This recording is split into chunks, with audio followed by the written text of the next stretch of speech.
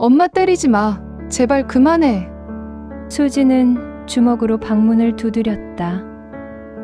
쾅, 쾅, 쾅. 손이 아팠다. 하지만 멈출 수 없었다.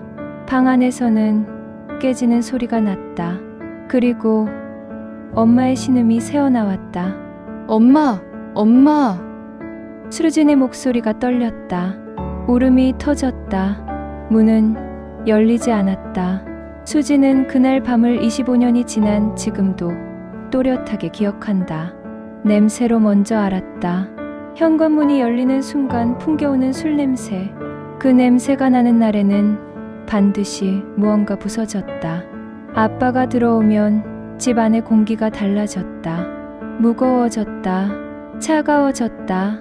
엄마는 조용히 부엌으로 갔다. 수지는 남동생 수철의 손을 잡고 강 안으로 들어갔다. 오늘도 그러시려나. 초등학생 수지는 이미 알고 있었다. 오늘이 어떤 밤이 될지. 소리가 들리기 시작하면 수지는 방문 앞에 섰다. 제발 그만해. 엄마 때리지 마. 울며 빌었다. 사정사정했다. 하지만 문은 열리지 않았다. 방 안에서는 깨지는 소리가 계속됐다. 그릇이 깨지는 소리, 무언가 벽에 부딪히는 소리, 엄마의 비명. 수지는 그 소리들을 하나하나 기억한다. 엄마 이마에 깨진 컵이 박혀 피가 철철 흐르던 날, 넥타이로 엄마 목을 조르던 날, 이혼해준다고 둘이 나갔다가 다시 돌아왔을 때, 엄마의 온몸에 피멍이 가득했던 날, 글로 쓰면 A사 용지 수백 장을 써도 모자랄 것 같은 일들이었다. 아빠는 일을 했다. 노가다. 오야였다. 주변에서는 너네 아빠 돈 많이 버는 직업이라며? 나는 말을 수도 없이 했다. 하지만 수진과 엄마는 하고 싶은 것도 먹고 싶은 것도 참으며 살았다. 집이 가난하다고 믿었다. 그냥 어려운 집안이구나 생각했다. 그런데 남동생 수철은 달랐다. 갖고 싶은 게 있으면 가졌다. 하고 싶은 게 있으면 했다. 수지는 그게 왜인지 어릴 때는 몰랐다. 나중에야 알았다. 아빠가 번 돈은 엄마와 수진에게 오지 않았다는 것을, 바람난 여자에게 흘러가고 있었다는 것을. 어느 날 아빠가 낯선 남녀를 집에 데려왔다. 여보, 술상 좀 봐와. 엄마는 정성껏 상을 차렸다. 나중에 알았다. 그 사람들이 아빠의 내연녀 아들과 예비 신부였다는 것을. 결혼한다고 집을 사는데 아빠가 집값까지 보태줬다는 것을. 엄마가 정성껏 대접한 사람들이. 수지는 잠긴 방문 앞에 주저앉았다. 더 이상 두드릴 힘이 없었다. 울음만 나왔다. 그날 밤 수진의 마음속에서 무언가가 무너졌다. 아빠라는 단어, 따뜻해야 할 그 단어가 수진에게는 공포와 동요가 되었다. 깨지는 소리, 엄마의 신음, 잠긴 문. 그 기억은 25년이 지난 지금도 지워지지 않는다. 수진의 평생 소원은 피아노 한 대였다. 거창한 소원이 아니었다. 새 옷도 아니었고 비싼 장난감도 아니었다. 그냥 피아노 한 대.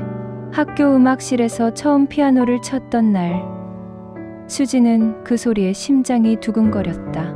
손가락으로 건반을 누를 때마다 울리는 소리가 너무 좋았다. 나도 저게 있으면 좋겠다. 그날부터 소원이 생겼다. 어느 날 저녁, 수지는 용기를 냈다. 아빠의 눈치를 보다가 조심스럽게 입을 열었다. 아빠, 나 피아노 배우고 싶어. 아빠는 TV를 보다가 고개를 돌렸다. 피아노? 응. 피아노 한 대만 있으면. 안 돼. 단 두 글자였다. 더 이상의 설명도 이유도 없었다. 칼같이 거절당한 수지는 더 이상 말을 잇지 못했다. 그래, 우리 집은 어려우니까. 스스로를 달랬다. 며칠 뒤 남동생 수철이 컴퓨터가 갖고 싶다고 했다. 그리고 바로 그 주에 컴퓨터가 집에 들어왔다. 수지는 그 장면을 기억한다. 박스를 뜯는 수철의 신난 얼굴, 흐뭇하게 바라보는 아빠의 얼굴. 수지는 아무 말도 하지 않았다. 방으로 들어가 조용히 문을 닫았다. 그래. 우리 집은 어려운 게 아니었구나. 그제야 알았다. 어려운 게 아니었다. 수진에게만 없는 것이었다. 그 이후로 수진은 아빠에게 아무것도 달라고 하지 않았다. 용돈도 달라고 하지 않았다. 갖고 싶은 것도 말하지 않았다. 엄마가 생활비로 늘 어려워하신다는 걸 알았기에 용돈을 받아도 그냥 엄마 손에 쥐어드렸다. 수진의 소원은 그렇게 마음속 깊은 곳에 조용히 묻혔다. 그러던 어느 날 친구를 따라간 교회에 피아노가 있었다. 아무도 없는 평일 오후 수진은 조심스럽게 피아노 앞에 앉았다. 건반을 눌렀다. 소리가 났다. 가슴이 두근거렸다. 학교 음악실에서 처음 쳤던 그날과 똑같은 느낌이었다. 수지는 한참을 피아노 앞에 앉아 있었다. 그 시간이 너무 행복했다. 그 뒤로 수지는 교회에 자주 갔다. 예배가 없는 평일에도 갔다. 아무도 없는 시간을 골라서 피아노 앞에 앉아 혼자 건반을 두드렸다. 정식으로 배운 적이 없었지만 귀로 들은 곡들을 손가락으로 더듬었다. 집에서는 아무것도 해결되지 않았다. 엄마는 여전히 맞았고 아빠는 여전히 술을 마셨고 수지는 여전히 아무것도 가질 수 없었다. 하지만 피아노 앞에 앉는 그 시간만큼은 달랐다. 아무도 소리를 지르지 않았다. 아무것도 깨지지 않았다. 그냥 조용히 건반 소리만 울렸다. 수진에게 그 시간은 숨을 쉴 수 있는 유일한 공간이었다. 어느 날 전도사님이 수진을 불렀다. 수진아, 혼자 연습한 거야? 네. 죄송해요. 허락도 없이. 아니야. 잘 치던데. 선생님이 가르쳐 줄까? 수지는 눈이 커졌다. 그날부터 전도사님의 일대일 교습이 시작됐다. 그리고 얼마 지나지 않아 수지는 교회 반주를 맡게 되었다. 예배 시간마다 피아노 앞에 앉았다. 하객들의 찬송 소리가 울려 퍼질 때 수지는 건반 위에 손을 올렸다. 그 순간만큼은 세상에서 가장 행복했다. 아빠는 몰랐다. 딸이 그토록 원하던 피아노를 교회에서 몰래 치고 있다는 것을. 그리고 그 시간이 딸에게 얼마나 소중했는지를. 아마 알았어도 달라지지 않았을 것이다. 수철의 컴퓨터는 바로 사줬지만 수진의 피아노는 끝내 사주지 않았으니까. 그 차이를 수지는 오래도록 기억했다. 말하지 않았지만 절대 잊지 않았다. 고등학생이 되자 수지는 달라졌다. 어릴 때는 잠긴 문 앞에서 울기만 했다. 하지만 이제는 몸이 생겼다. 목소리도 생겼다. 엄마를 지킬 힘이 조금은 생긴 것 같았다. 어느 날 수진이 외출하고 돌아왔다. 집 안이 이상했다. 살림이 박살나 있었다. 그릇이 깨져 있었다. 가구가 뒤집혀 있었다. 엄마가 떨리는 목소리로 말했다. 그 여자가 왔다 갔어. 아빠의 내연녀였다. 수진이 없는 사이 집에 찾아와 행패를 부렸다. 집안 살림을 다 박살냈다. 수진의 눈이 돌아갔다. 수진은 그 여자의 번호를 찾아 전화를 걸었다. 참을 수 없었다. 우리 집에 왜 와서 행패를 부리냐고. 엄마한테 감히 어떻게 그러냐고. 쌍욕이 나왔다. 참지 않았다. 그게 아빠 귀에 들어갔다. 다음 날 아빠가 일하다 말고 집에 왔다. 현관문이 열리는 순간 수지는 알았다. 오늘은 다르다는 것을. 내가 감히 아빠의 손이 날아왔다. 수진의 뺨을 때렸다. 순간 아무 소리도 들리지 않았다. 귀가 먹먹했다. 엄마가 수진 앞으로 뛰어나왔다. 이러지 마. 애한테 왜 이래? 엄마가 수진을 감쌌다. 하지만 그날 엄마는 더 맞았다. 수진을 보호하려다 더 많이 맞았다. 집안은 완전히 박살이 났다. 수진은 떨리는 손으로 핸드폰을 들었다. 112를 눌렀다. 여기 빨리 좀 와주세요.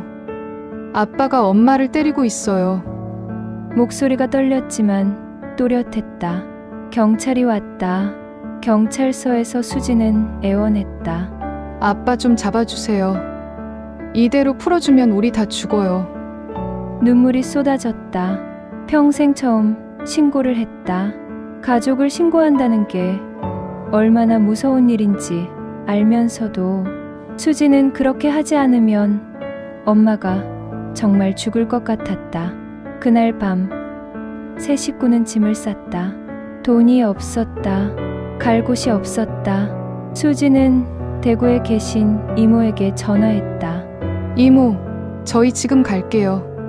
죄송해요. 감사하게도 이모부가 단칸방을 구해주셨다. 세 식구는 그 단칸방으로 들어갔다. 대구에 도착하자마자 수진은 이를 알아봤다. 엄마는 몸이 만신창이었다. 일을 할 수 없었다. 아빠한테 수시로 맞아온 몸, 허리, 무릎, 어깨, 성한 곳이 없었다. 남동생 수철은 전학을 가야 했다. 수진은 18살이었다. 학교를 그만뒀다. 주유소 알바를 시작했다. 첫 월급날 수진은 봉투를 받아들었다. 손이 떨렸다. 이 돈으로 셋이 살아야 했다. 엄마 약값, 수철 학비, 밥값, 집세. 수진은 꼼꼼히 계산했다. 자신을 위해 쓸 수 있는 돈은 없었다. 괜찮았다. 엄마가 오늘 밥을 먹을 수 있으면 괜찮았다. 수철이 학교에 갈 수 있으면 괜찮았다. 하지만 혼자서 감당하는 밤은 너무 길었다. 일을 마치고 단칸방으로 돌아오는 길, 어두운 골목을 걸으며 수지는 생각했다. 나는 언제까지 이래야 하나? 눈물이 났다. 18살이 감당하기엔 너무 무거운 짐이었다. 하지만 울고 나면 다시 일어났다. 엄마가 있었다. 수철이 있었다. 수지는 다시 앞으로 걸었다. 그렇게 가장이 된 수지는 어른이 되었다. 아직 교복을 입어야 할 나이에, 아직 친구들과 웃고 떠들어야 할 나이에 수지는 생활비를 계산하고 엄마 약을 챙기고 동생 밥을 차렸다. 그 시절을 버티게 해준 건 단 하나였다. 교회에서 혼자 피아노를 치던 그 기억, 건반 소리가 울리던 그 조용한 시간, 아무것도 해결되지 않아도 그 소리만큼은 수진을 살아있게 했다. 수진은 결혼을 약속했다. 쓰레기 같은 아빠를 만났지만 하늘이 맺어준 것 같은 남편이 생겼다. 수진의 가정사를 들어도 화 한 번 내지 않았다. 수진의 마음을 이해해줬다. 그리고 결혼 준비를 하는 어느 날 남편이 말했다. 피아노 사줄게. 수진은 잠시 말을 잃었다. 뭐? 피아노 갖고 싶다고 했잖아. 사줄게. 그날 수지는 엉엉 울었다. 피아노가 생겨서가 아니었다. 용돈 한 번 달라고 한 적 없었고 뭐 사달란 말 한 번 하지 않았던 딸이 그토록 원했던 피아노를 거들떠도 안 보던 아빠 대신 처음 만난 이 사람이 아무렇지 않게 사줬다. 그동안 참아온 감정이 와르르 쏟아졌다. 결혼식 준비가 시작됐다. 아빠는 결혼 소식을 듣고 연락이 잦아졌다. 사업이 잘 되어 작은 건설회사를 차린 상태였다. 하객도 많이 올 거라고 했다. 수지는 담담하게 준비했다. 혼주석 문제가 먼저였다. 아빠, 혼주석에는 엄마가 앉으실 거예요. 무슨 소리야? 내가 앉아야지. 내 결혼식이야. 아빠 결혼식이 아니라. 수지는 물러서지 않았다. 어릴 때처럼 울며 빌지 않았다.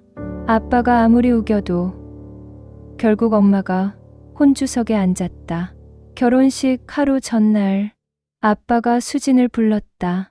수진아, 아빠가 그동안 해준 것도 없는데 수진은 아빠를 봤다. 내일 축의금 들어오는 거 내가 다 들고 가. 필요한 거 사서 써. 수진은 놀랐다. 아빠답지 않은 말이었다. 진짜요? 그래. 아빠가 혼수 하나 제대로 못 해줬잖아. 수진은 가슴이 뭉클했다. 그래도 아빠구나 싶었다. 이런 말을 하시네. 오랜만에 아빠가 아빠처럼 느껴지는 순간이었다. 결혼식 날 아빠의 사업 덕분인지 하객석은 빈자리가 없었다. 수진이 한 번도 본 적 없는 사람들이 대부분이었다. 축의금이 어마어마하게 들어왔다. 수진은 그 돈을 따로 정산하지 않았다. 아빠가 혼수 명목으로 해주신 거라고 생각했다. 친구들 축에, 엄마 쪽 지인 축에, 패백비까지 모두 한 곳에 모았다. 결혼식은 행복했다. 수진은 웃었다. 남편이 옆에 있었다. 엄마가 혼주석에 앉아 있었다. 그것만으로 충분했다. 그런데 결혼식이 끝나자마자 아빠가 다가왔다. 수진아, 축의금. 수진은 순간 멈췄다. 네? 축의금 나한테 줘야지. 내가 다 갚아야 되는 돈이야. 수진은 믿을 수 없었다. 어제 한 말이 기억났다. 아빠, 어제 제가 다 쓰라고 하셨잖아요. 그건 그거고 저 사람들 대부분 내 사업 관계자들이야. 내가 나중에 돌려줘야 하는 돈이라고. 수진은 웃음이 나왔다. 허탈한 웃음이었다. 그럼 처음부터 말을 말던가. 왜 하루 전날 그런 말을 해놓고 다음날 바로 말을 바꾸는 건지 화가 치밀었다. 하지만 오늘은 인생에서 단 한 번뿐인 결혼식 날이었다. 수진은 꾹 참았다. 수진은 차분하게 말했다. 아빠, 이 축의금에는 제 친구들 것도 있고 엄마 쪽 지인들 것도 있고 패백도 다 합쳐진 거예요. 그래도 내 거 챙겨야지. 아빠는 꾸역꾸역 본인 몫의 축의금을 챙겨갔다. 그리고 수진의 손에 쥐어준 돈은 고작 200만 원이었다. 이거 써. 그 말 한마디를 남기고 아빠는 호련히 떠났다. 수진은 그 200만 원을 한참 바라봤다. 어제의 말이 떠올랐다. 축의금 다 가져가 써라. 그 말이 얼마나 허무하게 끝났는지 화가 났다. 억울했다. 하지만 눈물은 나오지 않았다. 놀랍지도 않았다. 그래, 원래 이런 사람이었지. 200만 원을 가방에 넣었다. 그리고 남편의 손을 잡았다. 우리 가자. 남편은 아무 말 없이 수진의 손을 꼭 쥐었다. 그 손이 따뜻했다. 200만 원짜리 아빠와 평생을 함께할 남편. 수진은 어느 쪽을 선택해야 하는지 이미 알고 있었다. 피아노가 집에 왔다. 수진은 한참을 피아노 앞에 서 있었다. 건반 뚜껑을 열었다. 손가락을 올렸다. 그리고 울었다. 엉엉 소리내어 울었다. 남편이 놀라서 달려왔다. 왜 그래? 어디 아파? 수진은 고개를 저었다. 말이 나오지 않았다. 한참 만에 겨우 말했다. 아니야. 그냥 너무 좋아서. 남편은 아무 말 없이 수진을 안아줬다. 피아노가 생겨서 온 게 아니었다. 용돈 한 번 달라고 한 적 없었던 딸이, 뭐 사달란 말 한 번 꺼내지 않았던 딸이, 피아노가 그렇게 갖고 싶었는데 거들떠도 안 보던 아빠, 동생이 원하는 건 다 사주던 아빠, 그 아빠 대신 처음 만난 이 사람이 아무렇지 않게 당연하다는 듯이 사줬다. 그동안 참아온 감정이 한꺼번에 쏟아졌다. 어릴 때 잠긴 문 앞에서 울던 기억, 교회에서 몰래 피아노를 치던 기억, 18살에 주유소 알바를 하며 엄마 약값을 계산하던 기억, 모든 것이 한꺼번에 밀려왔다. 세월이 흘렀다. 아빠는 여전했다. 남동생 수철이 결혼할 때는 달랐다. 예물을 해줬다. 차를 사줬다. 집까지 해줬다. 간간히 만날 때마다 용돈도 챙겨줬다. 그리고 얼마 전 아빠가 가진 땅 명의를 남동생에게로 돌려놨다는 소식이 들렸다. 수지는 그 소식을 전해 듣고 한참을 멍하니 있었다. 놀랍지 않았다. 그냥 확인됐다. 나는 아빠한테 아무것도 아니었구나. 그 사실이 새삼스럽지도 않았다. 그냥 오래된 상처가 다시 한번 건드려진 느낌이었다. 명절이 다가왔다. 아빠에게서 연락이 왔다. 수진아, 이번 명절에 얼굴 보자. 수지는 핸드폰을 내려놓았다. 예전 같았으면 억지로라도 갔을 것이다. 부모라는 이름 앞에서, 딸이라는 이름 앞에서 꼭 참고 갔을 것이다. 하지만 이번엔 달랐다. 그 시간에 엄마와 있고 싶었다.